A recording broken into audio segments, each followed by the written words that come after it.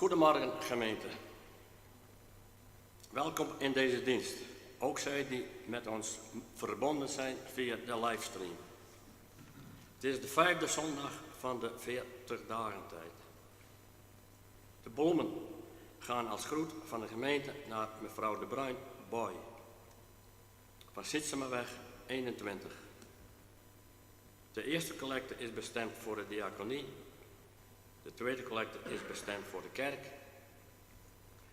Onze voorganger is dominee G. Muilwijk uit Warkum. Lector is Evert Bruinsma. En Menzeron is onze organist. En na de dienst is er koffiedrinken. Ons intochtslied is lied 43, de versen 1 en 3. We zingen dit indien mogelijk staande.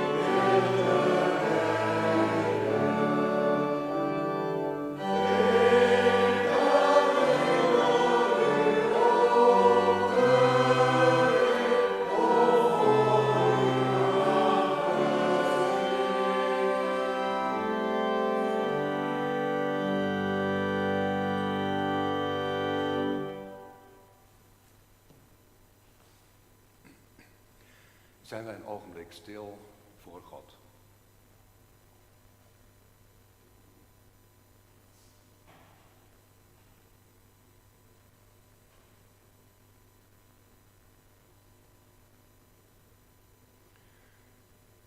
Wij verwachten onze hulp van de Heer, die de hemel en de aarde gemaakt heeft, die trouw blijft tot in eeuwigheid en nooit loslaat het werk van zijn handen. Genade voor u en vrede van God onze Vader, door Jezus Christus de Zoon, in gemeenschap met de Heilige Geest. Amen.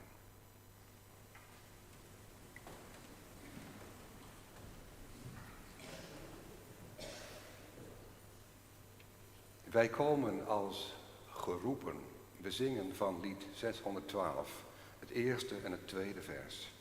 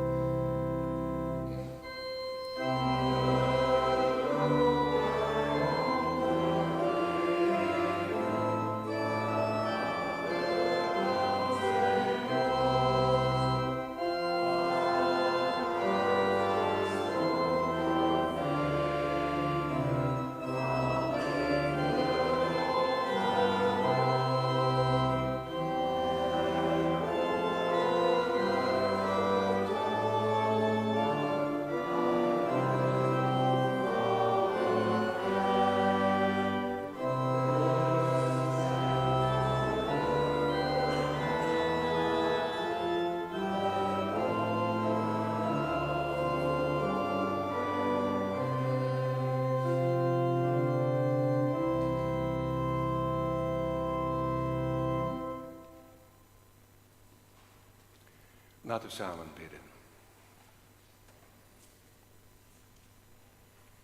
Heer onze God, wij danken u dat we hier kunnen samenkomen vanmorgen op deze zondag.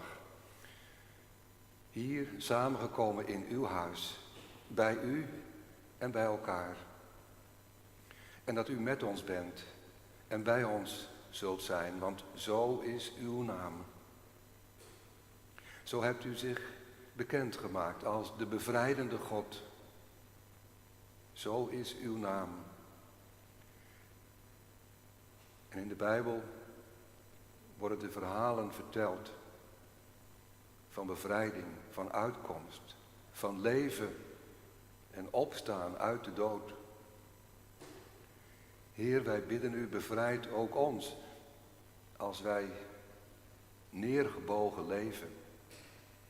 Als vragen ons te machtig worden, als we bang zijn voor wat komen kan. Bang voor de dood. Dat wij dan in diep vertrouwen mogen weten en mogen uitzien naar doorgang van leven met u. Behoed en bewaar in ons, Heer, dat leven door alles heen. En bevrijd ons van de last van de zonde. Dat we als ons leven zwaar is geworden, dat we dan toch kunnen uithouden omdat we er niet alleen voor staan. Nooit zult u mensen verlaten die op u hopen. Heer, ons verlangen gaat naar u uit. En zo bidden wij u om Christus wil, de gekruisigde en opgestane Heer. Amen. Wij zingen van lied 561, de versen 1, 2, 4 en 5. O liefde die verborgen zijt.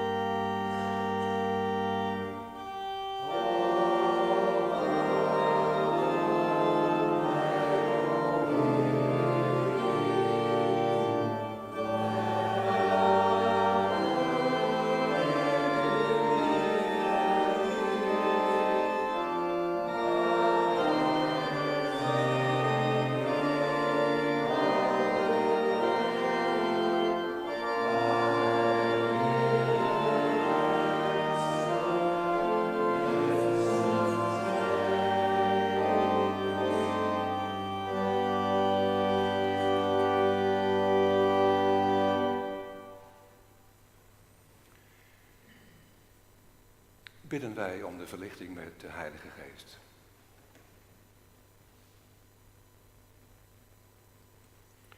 Kom, Schepper, Geest, doorwaai onze geest met woorden als fluisteringen van hoop, verwachting. Kom, Heer, tot ons in de kracht van uw liefde.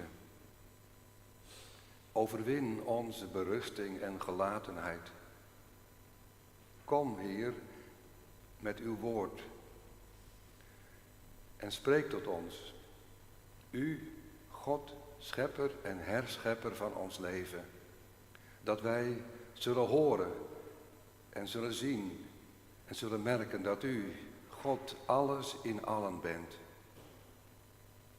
Wees met ons, zoals we hier in de kerk zijn gekomen.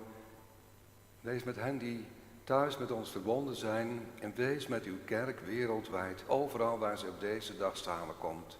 En zegen de bediening van uw woord. In Jezus' naam.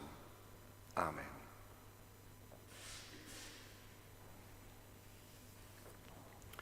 Wij luisteren vanmorgen naar een opstandingsverhaal. In Johannes 11 wordt het verteld. Het is een lang hoofdstuk.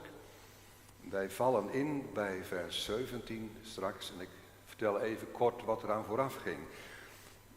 Jezus reist met zijn discipelen naar Jeruzalem. Daar moet hij zijn, weet hij. En tijdens die reis heeft Jezus bericht gekregen dat Lazarus ziek is. Lazarus is ziek. En de verwachting leeft, daar moet Jezus dan bij zijn. Daar moet hij naartoe. Maar hij gaat niet direct naar Lazarus. En pas toen Lazarus was gestorven, gaat Jezus op weg naar Betanië. We luisteren naar de lezing uit Johannes 11, vers 17 tot 44.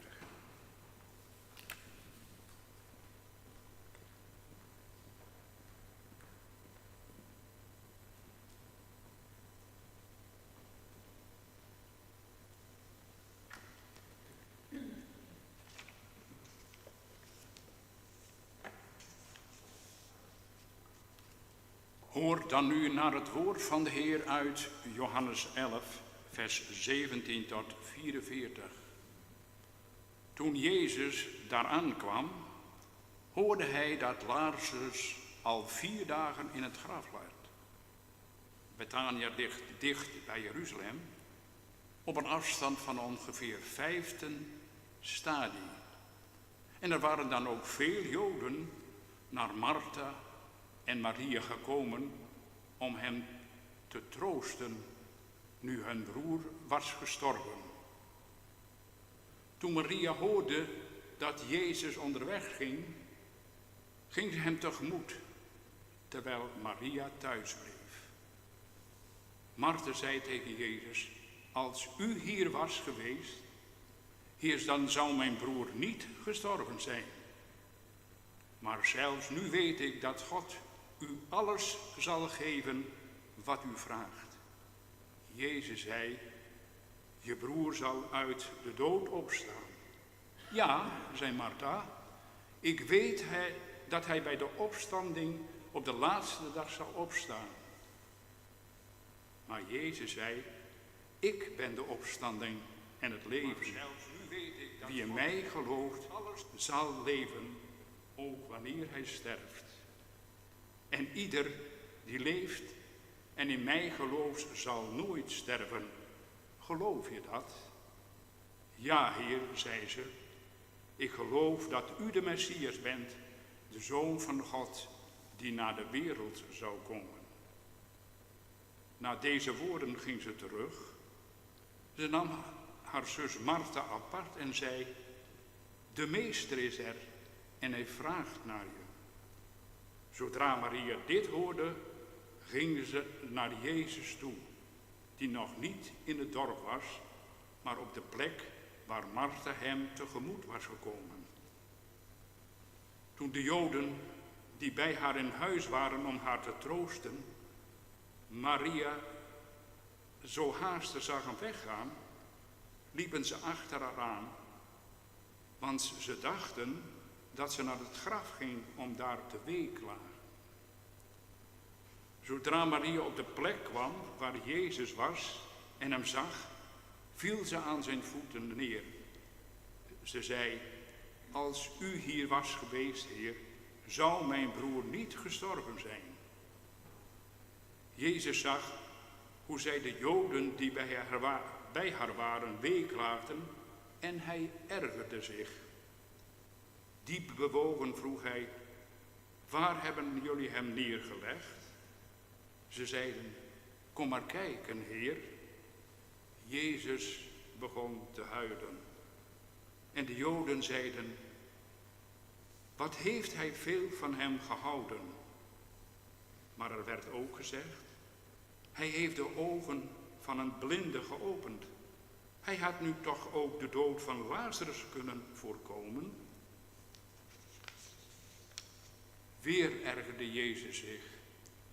Hij liep naar het graf, een spelonk met een steen voor de opening. Hij zei: haal die steen weg. Martha, de zus van de dode, zei: maar Heer, de stank. Hij ligt er al 4 dagen. Jezus zei tegen haar: je hebt toch gezegd dat je Gods grootheid zult zien als je gelooft? Toen haalden ze de steen weg. Daarop keek hij omhoog en zei: Vader, ik dank u dat u mij hebt verhoord. U verhoort mij altijd, dat weet ik. Maar ik zeg dit ter wille van al deze mensen hier, opdat ze zullen geloven dat u mij gezonden heeft. Daarna liep hij luid: Lazarus, kom naar buiten. De dode kwam tevoorschijn, zijn handen en voeten in linnen gewikkeld en zijn gezicht bedekt met een doek. Jezus zei tegen de omstanders: maak de doeken los en laat hem gaan. We zingen lied 869, vers 1 en 3. Oh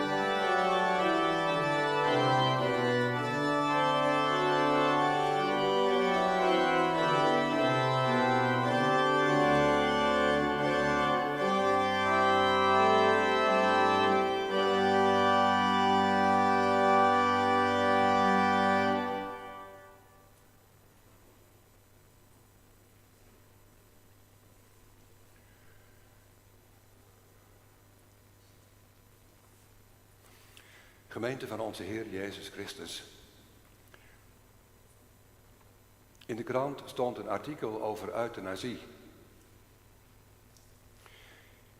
En daarin werd geschreven over een onderzoek over hoe mensen aan euthanasie denken. En dat bij dat denken van de mensen over euthanasie zwaar meeweegt dat ze hun naasten niet te veel willen belasten. Nogal wat mensen zeggen dat ze de maatschappij niet te zwaar willen belasten en dat dit een belangrijke reden voor hen zou zijn om voor euthanasie te kiezen. Het is goed om er eens af en toe bij stil te staan, bij het feit dat we een keer moeten sterven. Sieren, nog niet zo lang geleden, had een spotje dat ging over de dood. Praat erover en praat er niet overheen. Zo werd ons op het hart gedrukt. Praat over de dood. Verzwijg het niet, loop er niet voor weg. Nou ja, dat valt niet mee. Zelfs in de kerk lijkt het er soms op dat je over alles kunt praten, maar je moet het maar liever niet over de dood hebben, want dat is zo somber. Je had vroeger 2 uiteenlopende richtingen in de hervormde kerk. Dat was de vrijzinnige richting, waarin de nadruk werd gelegd op het leven. En in de rechtzinnige richting ging het meer over de dood. Nou ja, de tijden zijn veranderd. Maar de dood blijft een moeilijk onderwerp. Vanmorgen staan we stil bij een lang hoofdstuk in de Bijbel. En daarin gaat het over de dood. Het is een lang hoofdstuk, we hebben het begin overgeslagen. Maar het gaat over de dood van Lazarus. Eerst is hij ziek en daarna is hij gestorven. Een heel hoofdstuk lang over de dood. En de evangelist Johannes geeft een eerlijk beeld van het verdriet dat de dood met zich meebrengt. Er wordt niet gelijk overheen gehobbeld. Er wordt ook niet gelijk een vrome spreuk losgelaten. Nee, het verdriet, de vragen, die krijgen alle ruimte. We weten niet veel van Lazarus, maar waarschijnlijk is die nog niet oud. Maar ook als iemand ouder is, dan nog is de dood een verdriet, de dood een vijand. Nou ja, misschien niet als iemand sterft, van het leven verzadigd. Maar hoe vaak komt de dood niet onverhoeds en veel te vroeg? Had het niet voorkomen kunnen worden? We horen dat Martha zeggen, maar Heer, als u hier nu was geweest, dan was het niet gebeurd. En later Maria hetzelfde. En je hoort de mensen denken, had hij die de blinden de ogen heeft geopend er dan niet voor kunnen zorgen dat Lazarus niet zou sterven? Vragen volop, ook in onze tijd. Zoveel doden vallen er in Oekraïne. En we vragen ons af, kan dat niet voorkomen worden? Kan God het niet voorkomen dat er zoveel onschuldige burgers omkomen? En misschien zijn hier vanmorgen ook wel mensen bij wie de dood diep heeft ingegrepen in hun leven. Misschien snap jij Maria wel met haar vraag aan Jezus, als u er was geweest, dan leefde hij nog. En al die vragen, die verwarring, krijgt volop ruimte in dit Bijbelhoofdstuk. En een antwoord wordt er niet gegeven. En dan, ja, misschien wel het meest ontroerende in dit hoofdstuk, dat Jezus op een gegeven moment huilt. Het kortste Bijbelvers. Jezus die huilt. Jezus huilt nog over die doden van vandaag in Oekraïne bijvoorbeeld. Jezus huilt nog over ongeboren leven dat er niet gekomen is. Jezus die huilt over al die mensen die sterven, soms in bittere eenzaamheid. Nee, dat is geen antwoord. Al is het wel goed om het tot je door te laten dringen. De Bijbel is een menselijk boek en peilt het verdriet. En als wij bij elkaar zijn in de kerk, dan is er ruimte voor jouw verdriet. En je hoeft ook niet thuis te blijven, omdat je misschien bang bent dat je gaat huilen. Want daar is ruimte voor, ook in de kerk. Is dat dan alles? Of is er nog meer? Nou, in de kerk zeggen we op een gegeven moment ook wat Martha zei. Martha die zegt op een gegeven moment, ja Heer, ik geloof wel dat hij zou opstaan uit de dood. Mooi, Martha, mooi dat je dat gelooft. Dat je weet, dood is niet dood. En het is fijn dat we daar in de kerk ook woorden aan kunnen geven. Ik geloof in de opstanding van de doden en het eeuwige leven. Woorden die we kennen als geloofsbelijdenis. Dat verzinnen we zelf niet, maar we zeggen het mee met de kerk. Het dwars tegen alles in, zeggen we dat. Die God die ons heeft gemaakt, die ons leven heeft gewild, die laat ons op het eind niet kapot vallen. Ik zou er zelf niet op zijn gekomen, maar wat fijn dat het mij wordt voorgezegd. En ik zeg het na. Wij geloven in de opstanding uit de dood. En Maria laat daar iets van merken, dat zij daarin gelooft, van de opstanding uit de dood. Dat zegt Martha. Maar dan gebeurt er iets. Als Martha dat gezegd heeft tegen Jezus, dan zegt Jezus, ja maar ik ben de opstanding, ik ben het leven. Wie in mij gelooft zal leven, ook al is hij gestorven.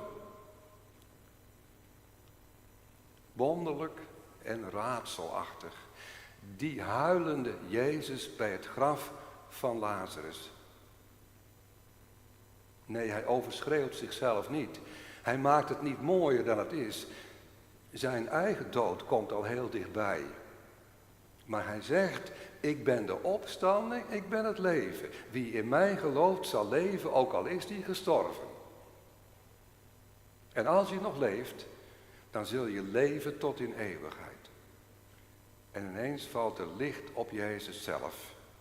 Je hebt daar Lazarus, je hebt daar Martha en Maria, de dood en al die vragen. En dan ineens wordt het heel stil en valt het licht op Jezus. Die zegt, ik ben de opstanding en het leven. Dan gaat het niet zomaar over een leven na de dood. Ja, ook wel, maar toch nog weer anders. Het gaat verder. Probeer het te begrijpen. Wat er precies gebeurt als wij sterven en daarna, dat weet ik ook niet. Zullen we elkaar zien? Ja, maar hoe dan? En opstanding van het lichaam? Ja, wat is dat dan? We weten het niet. En al heel snel praten we over iets waar je nooit bij geweest bent. Laten we luisteren naar wat Jezus zegt. Hij is de opstanding en het leven. En wat er precies met ons gebeurt na de dood, wie zal het zeggen? Maar er staat iemand voor ons en die zegt, je kan mij vertrouwen en ga maar in mijn licht staan. In denkbeelden hoeven wij niet te geloven. Maar geloof in deze persoon, Jezus, die de belichaming is van Gods liefde, die zo dichtbij komt. Geef je over aan hem. En waar het in het geloof dan om gaat, dat is niet dat je allerlei voorstellingen hebt over het hiernamaals. Nee, geloven, dat is dat je je in eenvoud aan hem toevertrouwt. Ooit gedoopt. Water over je voorhoofd gekregen. De naam van God in je hart.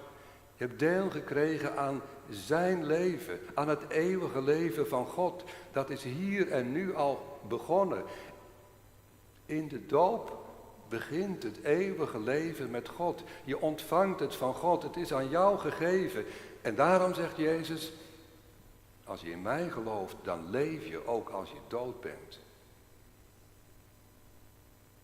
Je laatste adem is een breuk. Je aardse leven hier wordt afgebroken. Maar wat in jou is, wat van God komt, dat blijft bewaard. God heeft in jou de eeuwigheid gelegd. En dan zien we Jezus naar het graf gaan van Lazarus. En Lazarus mag opstaan uit zijn graf, waar hij al 4 dagen in heeft gelegen. Een groot wonder. Dat het echt zo is gebeurd, zoals het in de Bijbel wordt verteld. Ja, geloof het maar gewoon. Maar het is vooral een teken. Eerlijk gezegd, Lazarus stond op uit de dood. Voor Martha en Maria heel erg fijn. Maar zou het voor Lazarus eigenlijk ook fijn zijn geweest? Weer terug in het leven. En dan moet hij later, als hij ouder geworden is, moet hij weer sterven. Maar waarom is dit gebeurd en wordt dit verteld in de Bijbel? Het is vooral een teken. Want ergens kunnen we ons wel in Lazarus herkennen, toch? Hij ligt 4 dagen in een graf. Lazarus in zijn graf. En wij? Hoe lang liggen wij er eigenlijk al in? Liggen wij in een graf? Nou ja, het is maar net hoe je naar je leven kijkt. Maar je zou er naar kunnen kijken als een leven dat eigenlijk al geen leven meer is. Dat je al begraven ligt in een graf, begraven onder de lasten van het leven. Misschien komt er van alles op je af. Zorgen, zorgen, zorgen. Ben je depressief of bijna overspannen aan het worden? Misschien ben je ook wel begraven in je werk. Er komt van alles op je af. Je bent er helemaal onder bedolven. En biologisch gezien kun je wel leven, maar als alle verhoudingen zijn verstoord, wat voor leven heb je dan? Het kan de naam leven eigenlijk niet meer dragen. Geestelijk gezien ben je een wrak geworden, misschien wel dood. Je hebt al 4 dagen niet meer naar de hemel gekeken en al veel langer niet meer in het licht van God gestaan. En je handen en je voeten zijn in linnen doeken gewikkeld, zoals bij Lazarus. Soms heb je ook het gevoel dat je handen en je voeten vastzitten. Je wil wel, maar je doet het maar niet. En die doek op je gezicht, dat wordt ook gezegd van Lazarus, dat er een doek op zijn gezicht lag. Hoeveel borden heb je niet voor je hoofd? Dat je het niet hebt gezien. Nee, Lazarus is niet zo ver weg. Maar Jezus ook niet. En Jezus zegt, en hij doet wat met ons, ook vandaag. Kom uit je graf, sta op, zegt hij. Kijk naar de hemel, ga in het licht van God staan. Telkens weer opnieuw. En ik maak je handen vrij, en ik maak je voeten vrij, zodat je weer gaan kunt en verder kunt. Zodat je je handen uitstrekt naar wie jij je handen zou moeten uitstrekken. En die doek gaat van je gezicht. En je krijgt weer een gezicht voor anderen. En je kijkt zelf weer met nieuwe ogen. Ik geloof, Jezus is niet ver. Elke keer als wij in zijn nabijheid komen, dan horen we zijn stem en dan doet hij iets met ons.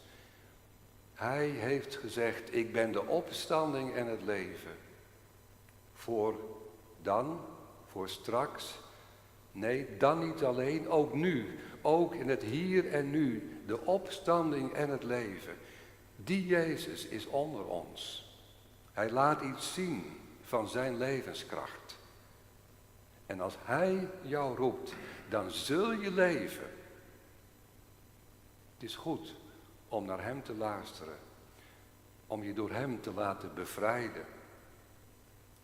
Als Jezus in je woont, dan is er eeuwig leven voor jou, hier en nu. Amen.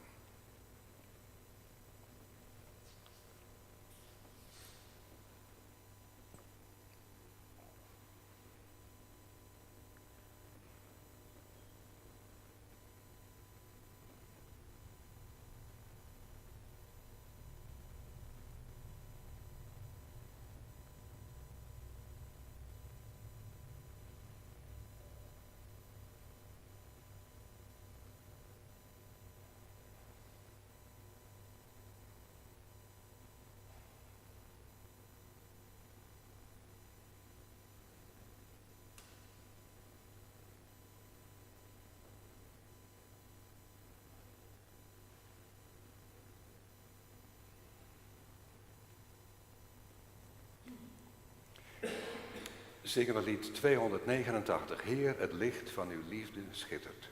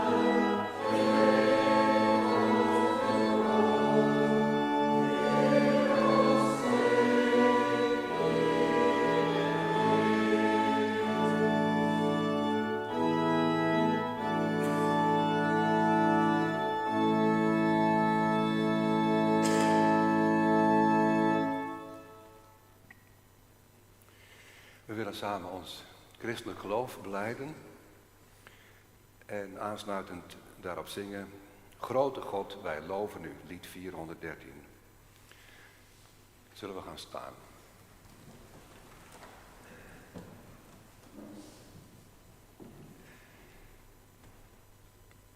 Ik geloof in één God van alle mensen. Ik geloof dat ik daarom nooit alleen ben. Hij komt mij in mensen tegemoet.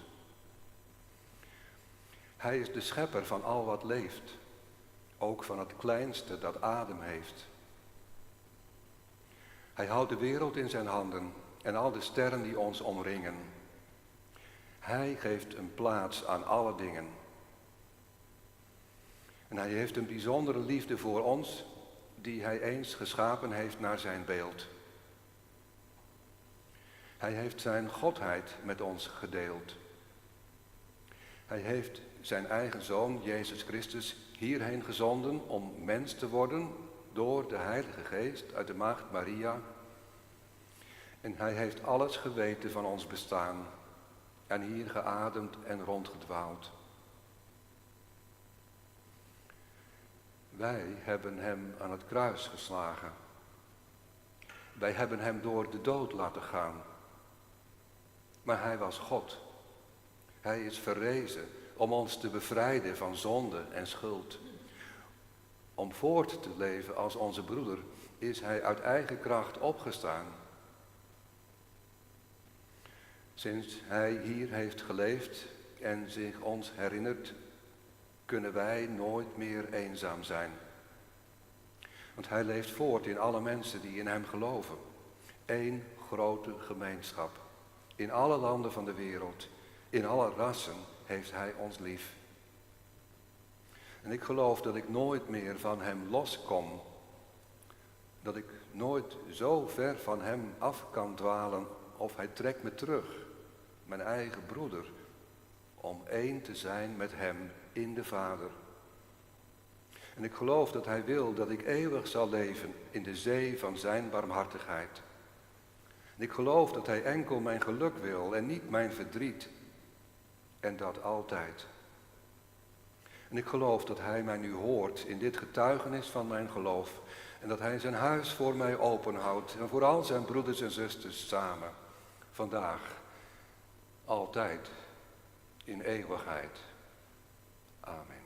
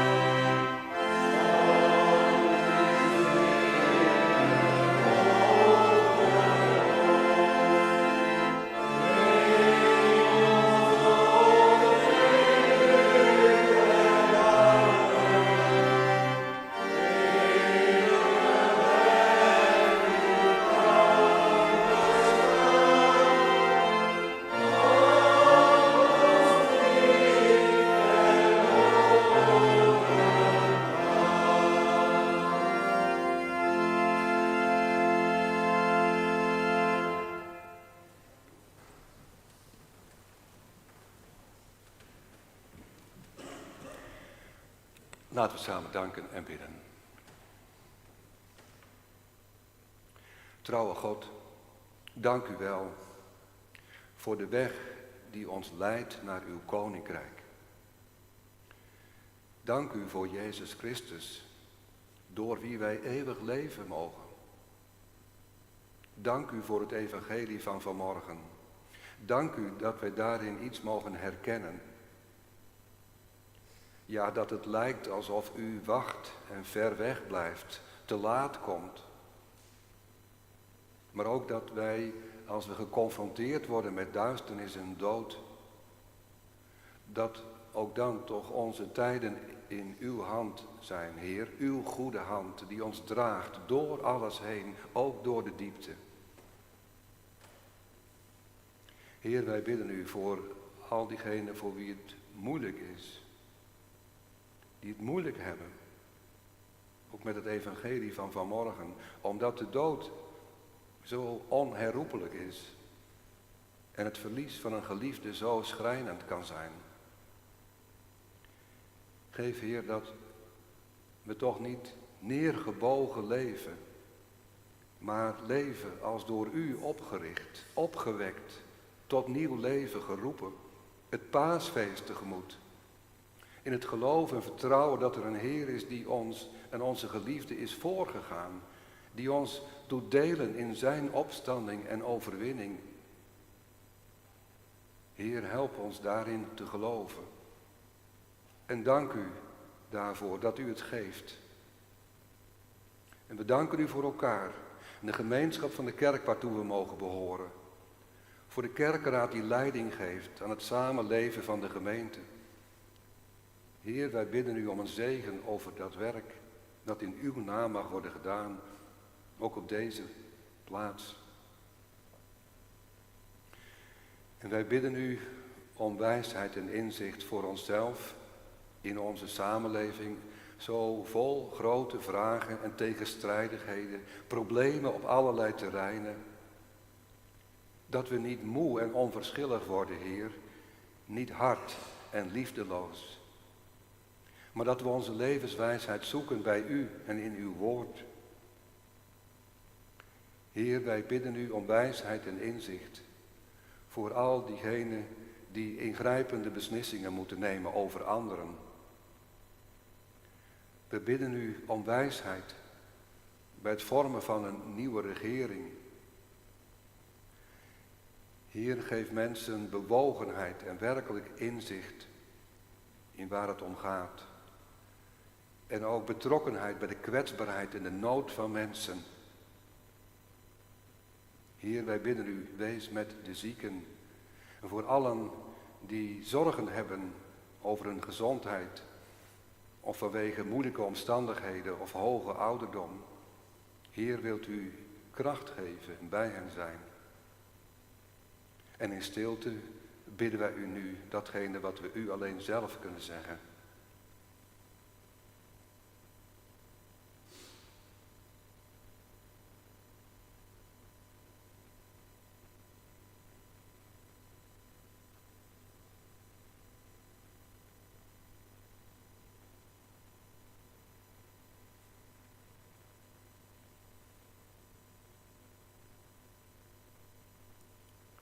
En samen bidden wij het gebed dat Jezus ons leerde. Onze Vader, die in de hemel zijt, uw naam wordt geheiligd, uw koninkrijk komt, uw wil geschieden, gelijk in de hemel als op de aarde. Geef ons heden ons dagelijks brood en vergeef ons onze schulden, gelijk ook wij vergeven onze schuldenaren. En leid ons niet in verzoeking, maar verlos ons van de dood. Want van u is het koninkrijk en de kracht en de heerlijkheid tot de eeuwigheid. Amen. U krijgt nu gelegenheid om uw gaven te geven.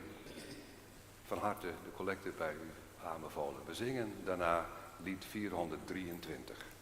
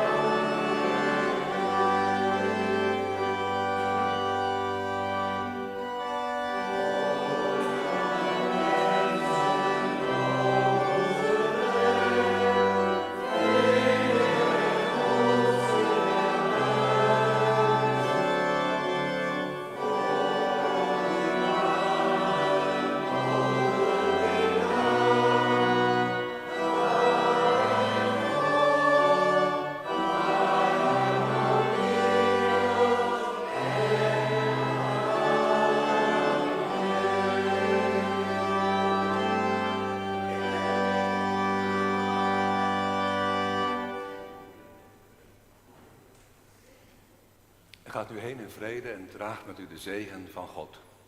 De Heere zegene u en hij behoede u. De Heere doet zijn aangezicht over u lichten en zij u genadig.